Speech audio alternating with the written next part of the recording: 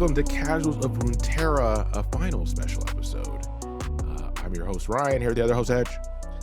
Yes, we are still feeding into my degeneracy for the one more chapter. Yeah, we're finally finishing off something that took a lot longer than we planned on it, but it also was much more exciting than we thought it was going to be. We enjoyed it a lot more. Katarina Comic 5. The final issue of this series, and it has a great ending, so stick around. But housekeeping up top first. You can listen to us everywhere. Visit us at Podcast Core. Remember, that's podcastcor.com, Casuals of Runeterra. For all of our info, email us at podcastcore@gmail.com. Follow us on all the platforms. We appreciate those who have. And leave a like and comment wherever you listen the most. But word of mouth has gotten us this far, so tell a friend to do everything to protect their community by listening to the Casuals of Runeterra podcast. And just do everything to help your community, period, even if it's not for our podcast. Like that's a good way to live. Yeah, we like to preach solidarity as much as we can and as much as it comes up in the work. But yes, it applies everywhere. So as always, for the final time, thank the creators. This is written by Allison Hawks, drawn by Rebekah Isaacs, and colored by Marissa Louise. So where we left off was the ritual that we've kind of been guessing what would be happening. All good stories told in 3 parts. Part 1, we have Dran, which we decided on, and Kat starting this ritual to essentially enchant Kat's weapons in this blood magic way. And Dran reminds Kat that during this method, she needs to clear her mind or else the ritual will not work. And Kat's struggling until she, funny enough, remembers her fight with Garen. And that was one of the few times in a long time where she didn't overthink. And the panel, as far as like when she is focusing on that fight with Garen, it is the full page of her reflecting on that fight. And like anyone who is flying the Garen Katarina ship, like if these are the colors you're flying, this one panel is your flag. Like, it's some damning evidence. Yeah. And then there's this small explosion that happens, and Kat's blades go flying. Dran is kind of taken aback, but she tells her, don't try to go grab and find your blades. Feel for them. And suddenly, Kat is pulled to one of the blades, which is stuck in the ceiling, and she does it again, and then she's able to pull a blade to her that's sitting by the door, and it zips to her like Mjolnir. So we now understand and have plot backing, like lore backing, of how Kat's blades work that we see in game, is that it's not just purely an assassin skill. There is hemo magic, essentially, that allowed her to, or this enchantment that allows her to use her blades in the way we see her use it in the game. Yeah, like this is the birth of the Shunpo, right? Like it is 100% the birth of the Shunpo here, and now we understand why. And we could talk about it more like in the general discussion, but I will say that I think it's fantastic because it's very Noxian.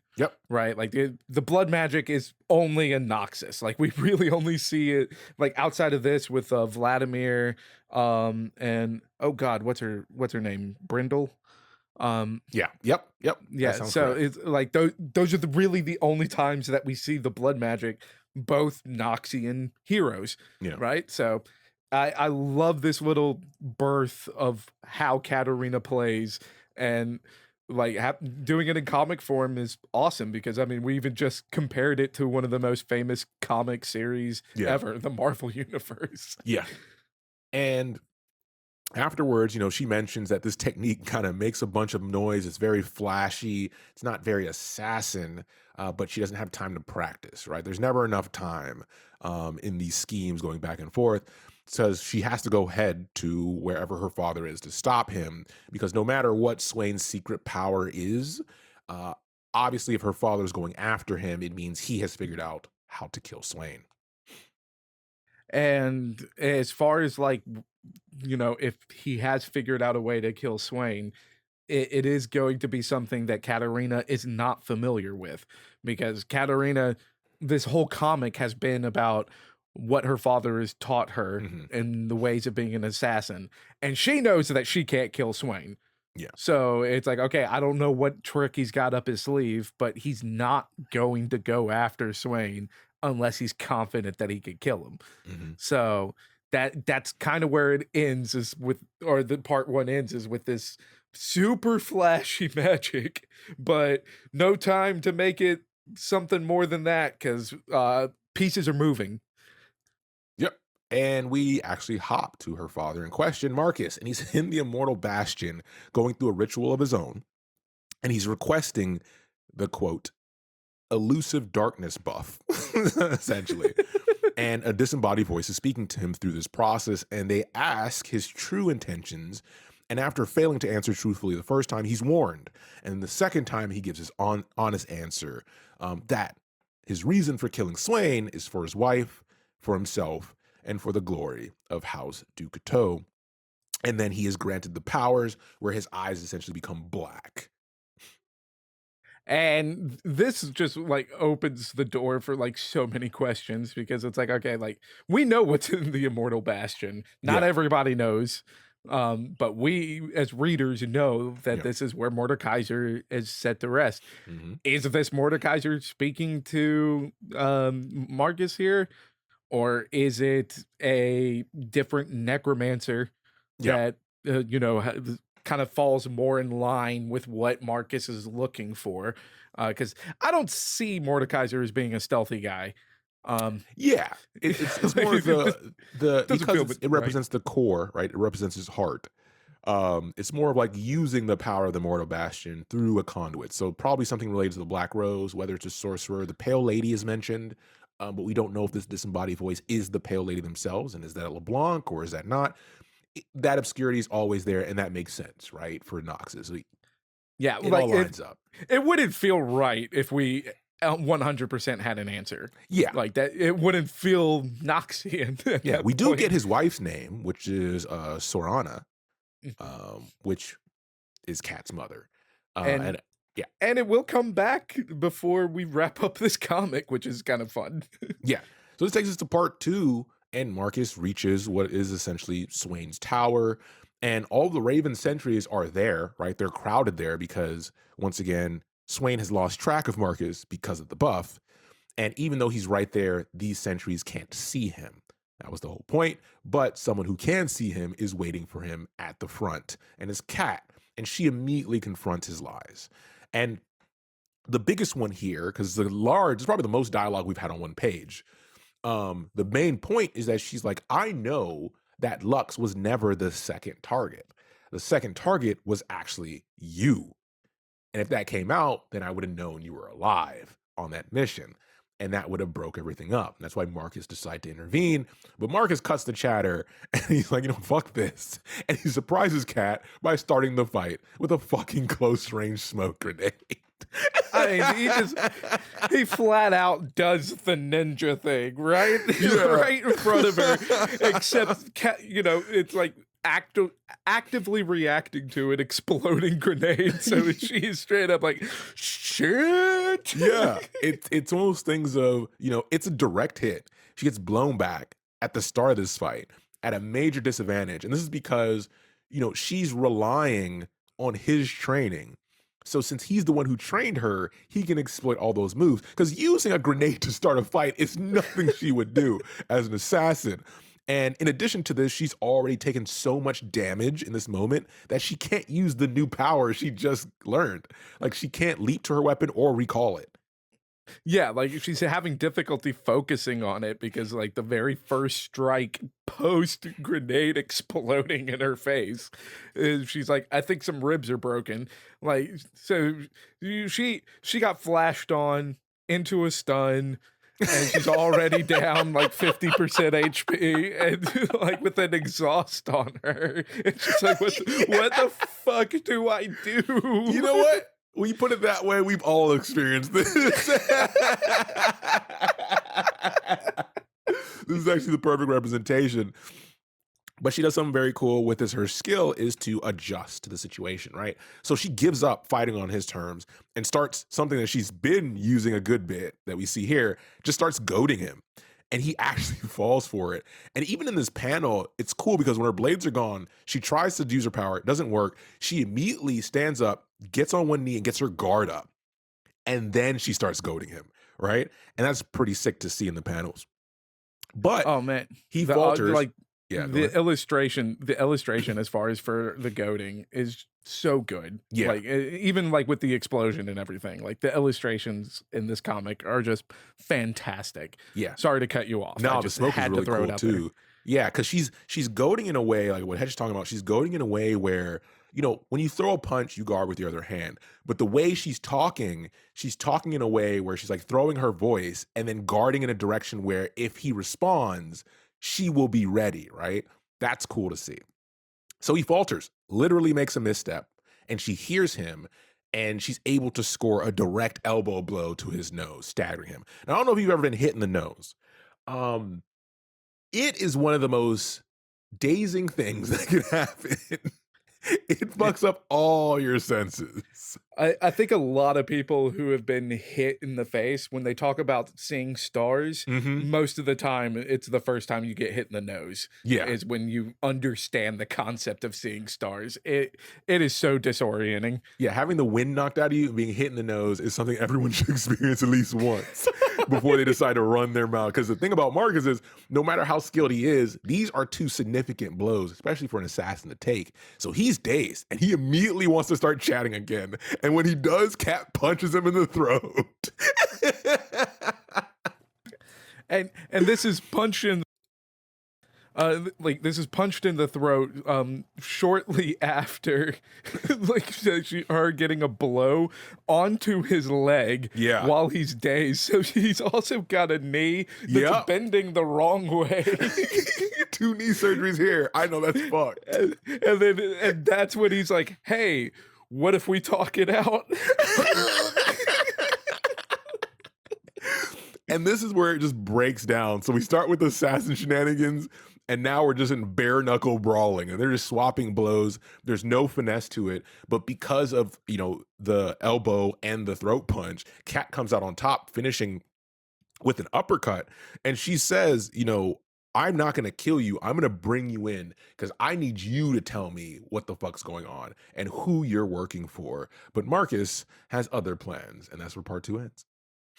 And one of the things as far as with this kind of last exchange, with the as far as with the dialogue is it's really the first time that we're seeing like a clash of their ideals popping up. It was in this dialogue because Katarina is focusing on the Noxian that she's become to get to this point, and Marcus is constantly telling her that you were never a Noxian because Yeah. like you didn't listen to me. Yeah.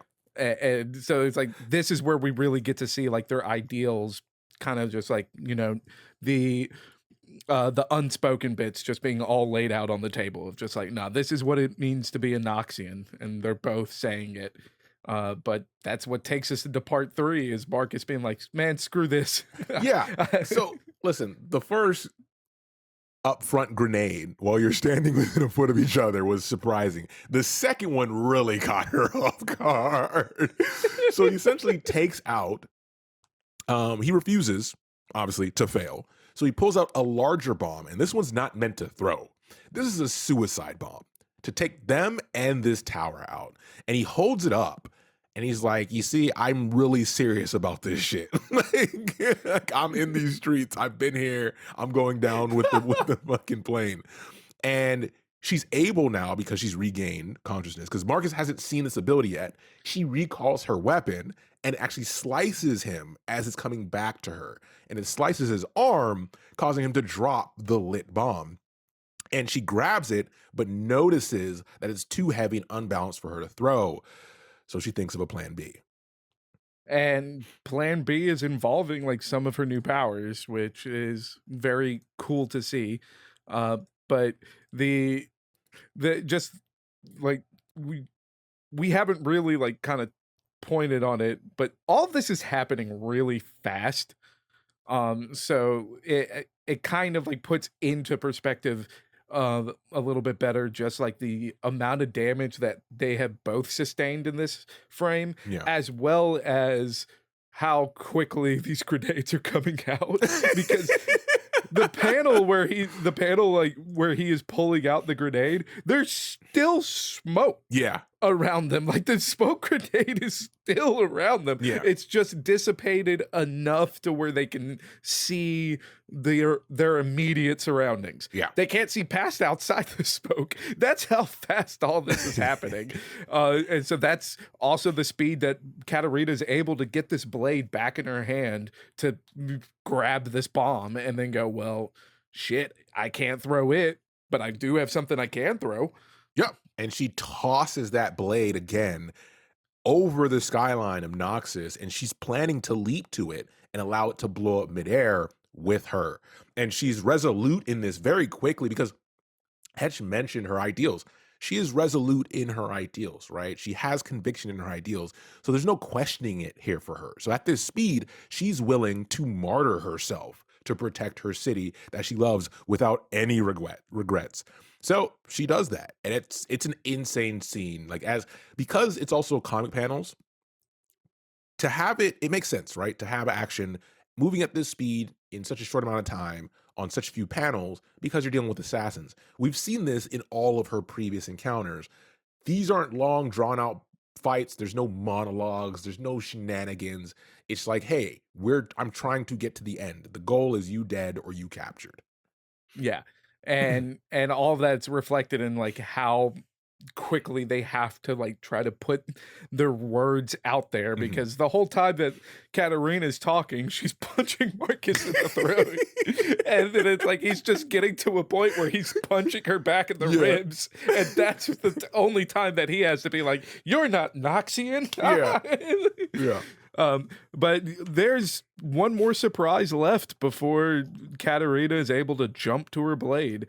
And that is a very, very bright red glowing hand grabbing the grenade with just the single word, no. And Sephiroth appears. I mean, Swain appears.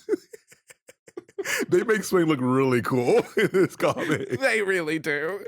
So Swain shows up and he grasps the bomb in his glowing hand. Remember, go listen to our Swain episodes. We talk about that, right? And he claims, you can't die yet. Your city needs you. And Marcus screams his name because he hasn't seen Swain in a very long time and leaps towards him. And Swain uses his secret magic to redirect the blast into only Marcus. Like he straight up turns this grenade into a Kamehameha. Yeah, and he shields Cat with his wings. So yeah, like the plan as far as like suiciding to get Swain fully backfires. And spoilers for what happens to Marcus. The next frame that we get to see of him is literally a pile of ashes with just the word sizzle. Like he is, by definition, he is cooked. Oh yeah.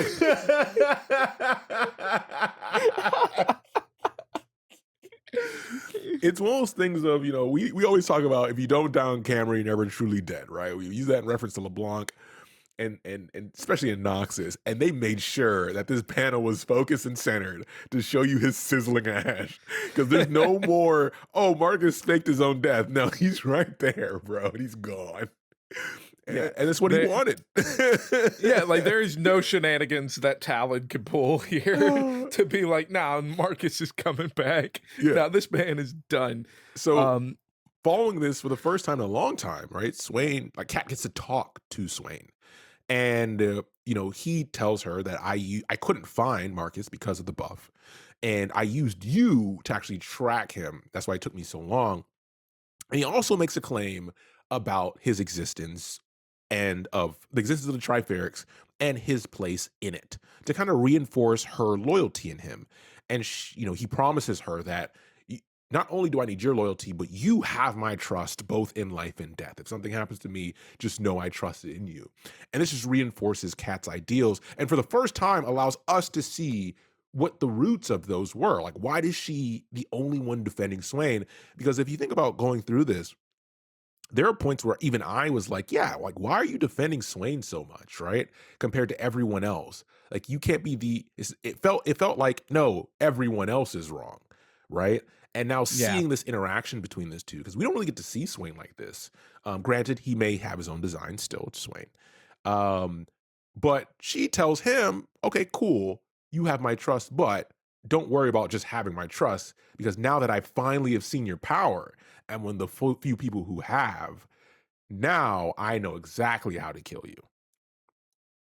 And this is like a combination of just like Katarina as a character Yeah. and the role that she's going to fulfill for Noxus at this point, combined with Swain's designs, Hmm. because we go into more detail in our Swain episode, and talking about like Swain and the actual coup, Yeah. but Swain isn't all entirely his mortal self Yeah. anymore. Yeah.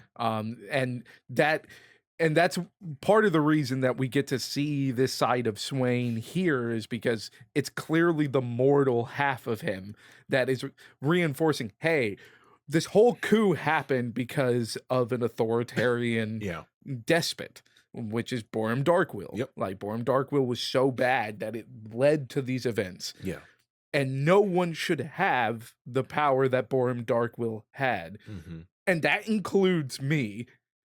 It's like, even though the mortal side of me does not want that power, Yeah. I'm not all the mortal half of me anymore, Exactly. which is why I still need someone like you around in case I lose. Yeah. And Katarina's like, big bet. I know exactly how to take care of your ass if it comes to that. So, this is exactly what he wants. Yeah. They both have their own trump cards, right? So we fast forward 2 months later. Of all places, we go to Northern Freljord. That surprised the hell out of me. And we see Super surprising. one of Hedge's favorites, Jaredin.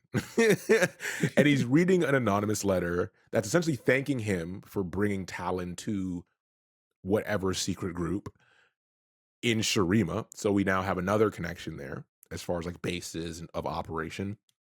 And then the next steps of the plan. And Jaredin kind of smiles to himself in this smug way he's had this whole time, and burns the letter before preparing to make another attempt on Kat, now that she has been officially declared the head of her house and Swain's right hand. And his smugness is immediately cut short in that moment when suddenly a blade pierces his chest and the other one slits his throat. And Kat lets him know the fate of Swain and the Noxus Empire is in her hands, not his. And that's where the comic ends. And one of the interesting things as far as Jaredin's last moments is that we do get a bit of insight for who Jaredin's been working for this whole time. Because that's been one of the biggest question marks on all of this, is that we know Jaredin is connected to Noxus. We don't know who in Noxus he's connected to. Yeah. And it turns out that the letter that he was reading was from Soriana, from Katarina's mom. So there's this is like the most Noxian thing about all of this, because it's like very clearly like mom wanted Katarina dead, but mom also wanted Marcus dead too. Yeah. But Marcus did not want mom dead. So like there's a lot of question marks here as far as like who are like what machinations are you after? Like, are you after more power for House Ducato? Are you after power just for yourself? Or we do have some reasonable evidence that Soriano is working with the Black Rose. So that it's like, what machinations could they be after that you have access to? Oh yeah, and it's like, do we get answers to any of that at the end? Hell no, Nope. because that wouldn't make this fun. Yeah. Like, we don't want those answers, and Katarina makes sure that we're not going to get them yet, because guess what? I'm killing you right now. Yeah, and this takes us to our general discussion, which is gonna have some final thoughts on everything. And Hedge talked about where this ends, and it ends in a place where the goal was never to tell the whole story. It was to tell this story, right? To get us to a place of Kat, you know, struggling with her ideals versus the situation she's going through. And at the end, making a, resolute choice to say, I am going to serve Swain. And I'm going to help him build the vision he has to build. And everything else be damned at that point, right? Will it be challenged again? Of course, new things will happen.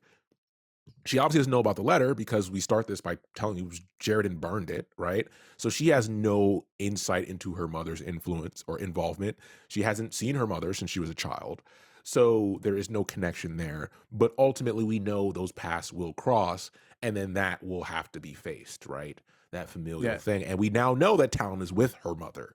So who knows who Talon will become after their discussion when she went back to the house and now he's there. Who knows what growth he'll go through before they interact again and what will come out there. And that's good, world building specifically with these characters and their immediate environment.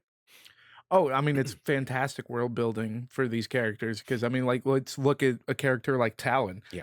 Talon's literally just orphan from street turned assassin. Period. Done. There's nothing there. But comics like this one, like, really flesh out his character a lot more, while also giving avenues to take the character down deeper paths. Because the last exchange that he had with Katarina is it's like, hey, Katarina's telling him, you're at a place where I was. Yeah. And I had to get out of that place to be where I'm at now. And it's up to you if you want to be where you're at or if you want to do something more. And who knows, like, what kind of journey that's going to lead him on from here. Does he actually want to change his position? Because everything we know about Talon is that he's kind of happy in the teachings. He's like, no, the sacred texts.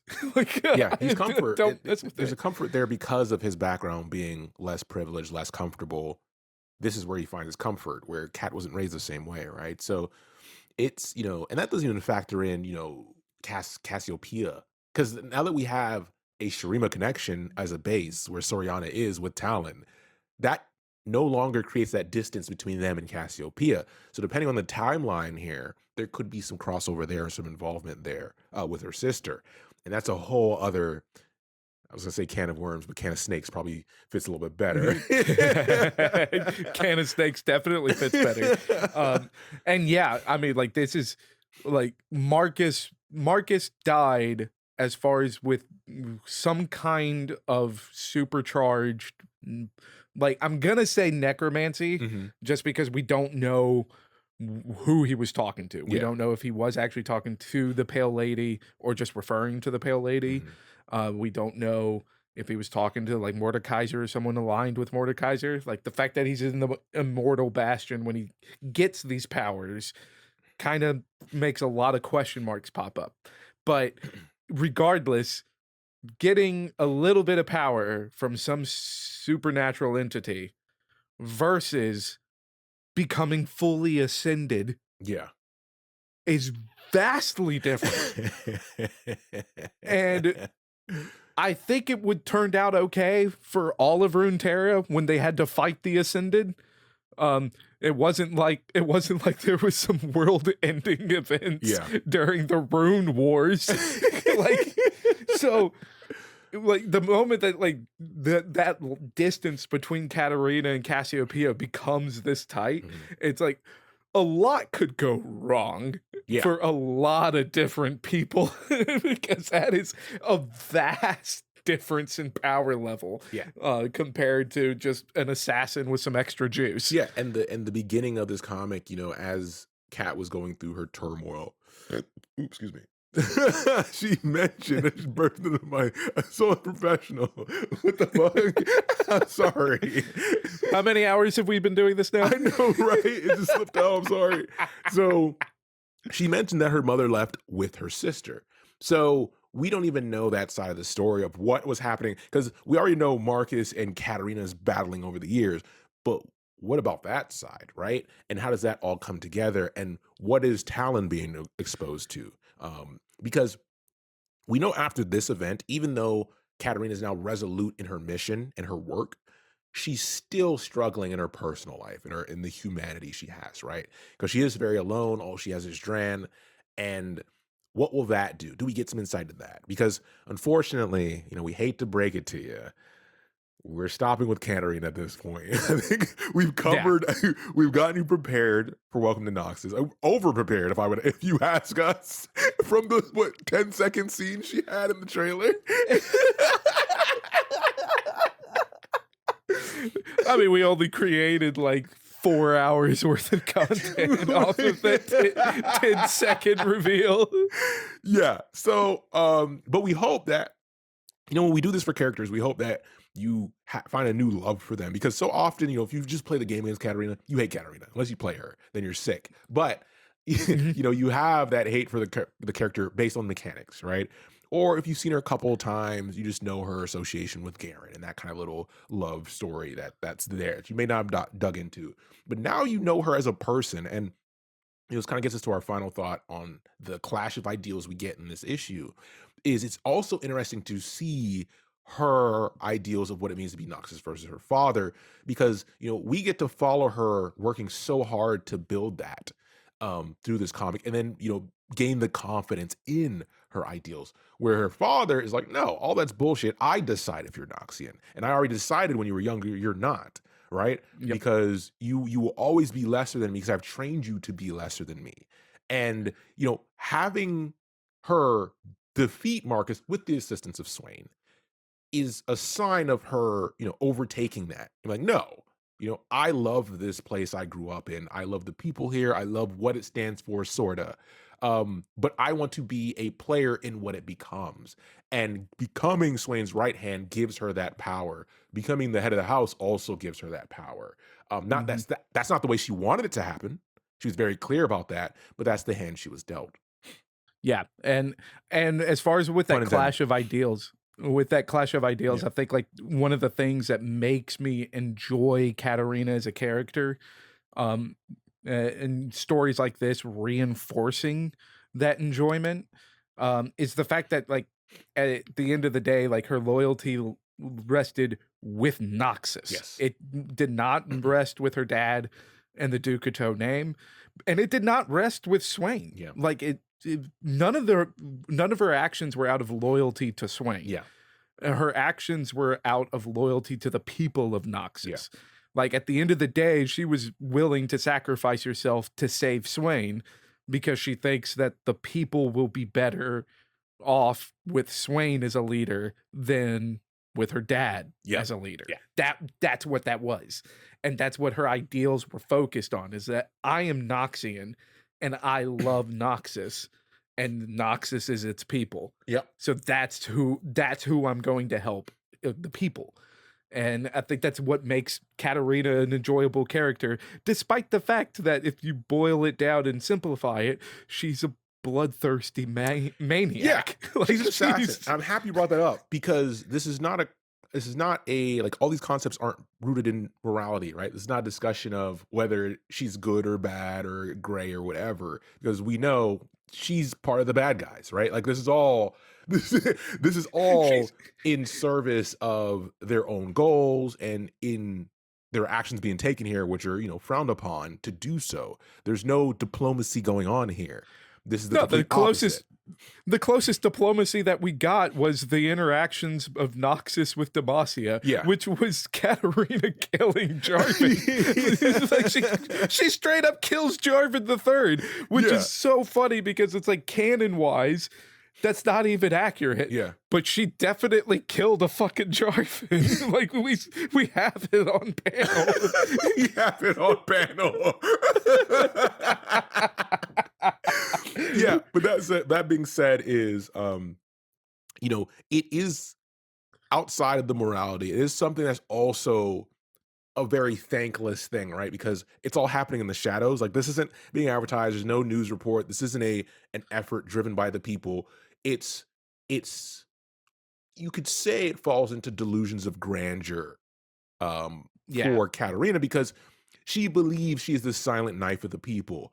And until we have a situation where she has to face that, right? When she becomes forward facing or Swain becomes more available to the public, that's when you start to have the true challenge of her ideals of, oh shit, what if I've been misrepresenting people all the time and they hate me? Or everything I'd done for this point was just for myself, and how does she react to that, right? What further changes Yeah. does she go to?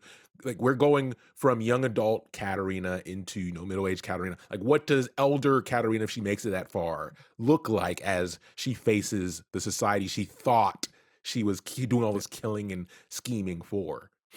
Yeah, I mean, it kind of falls in line with like a Jason Bourne Yep. kind of character, Yeah. because it's like at the end of the day, no one knows that Katarina exists. Yep. Like as far as like with the populace that she is in her mind working for, Yeah. none of them know that she exists. The vast majority of them probably have never even heard of the House Ducateau. Yeah. Like, because you can't just be advertising who your assassins are. That's a really good way to lose your assassins.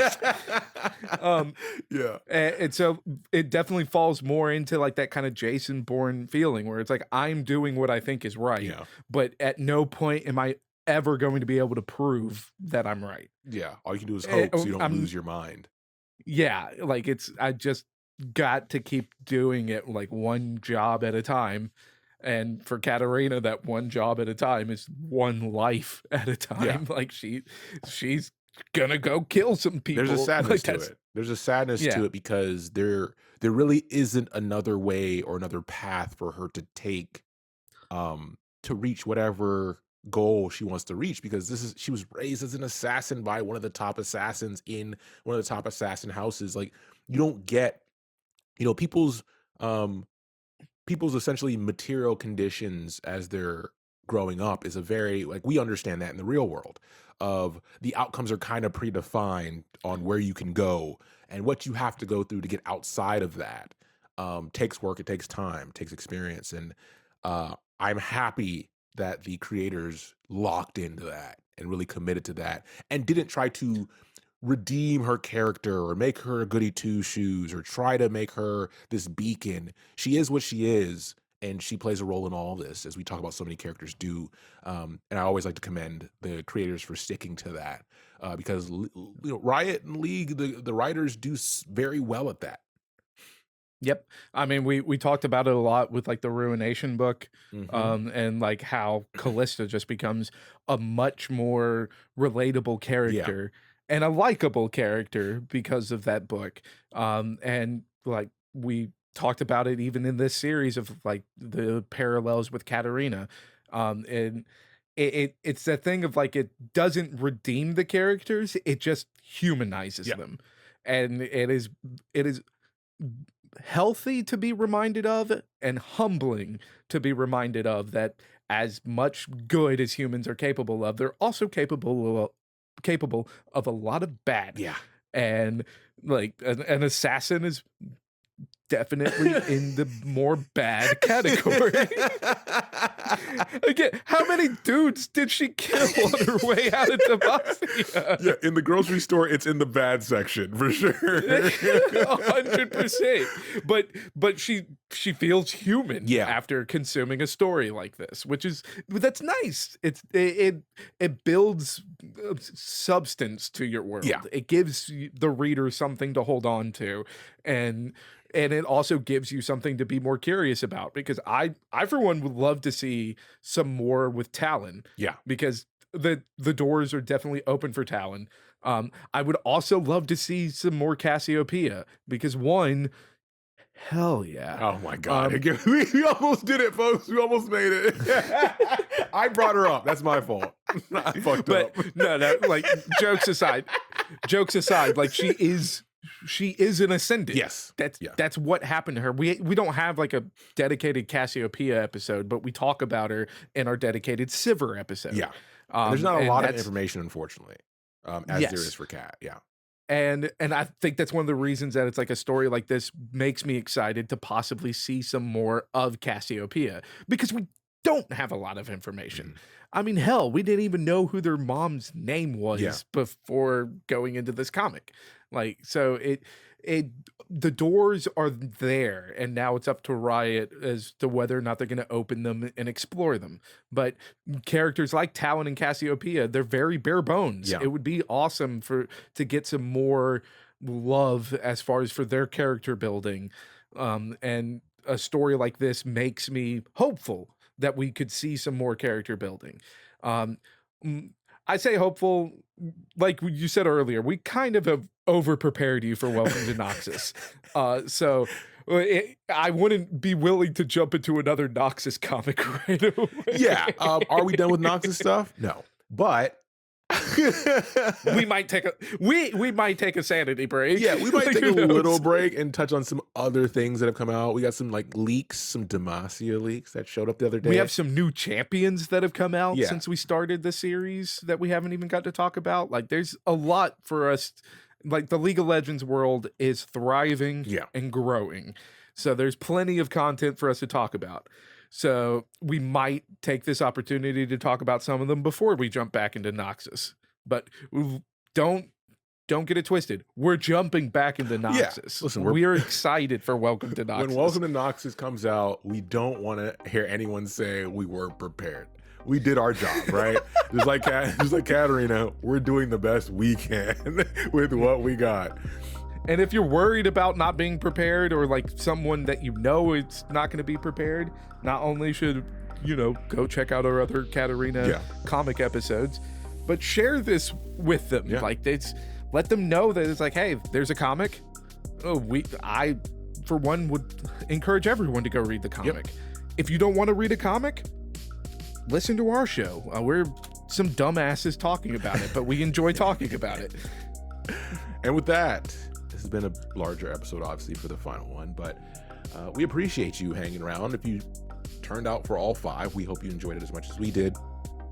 And, y'all are real ones. Oh, for sure. So as always, thanks for listening, and we will be back soon with the next Who Knows episode. Take care, everybody.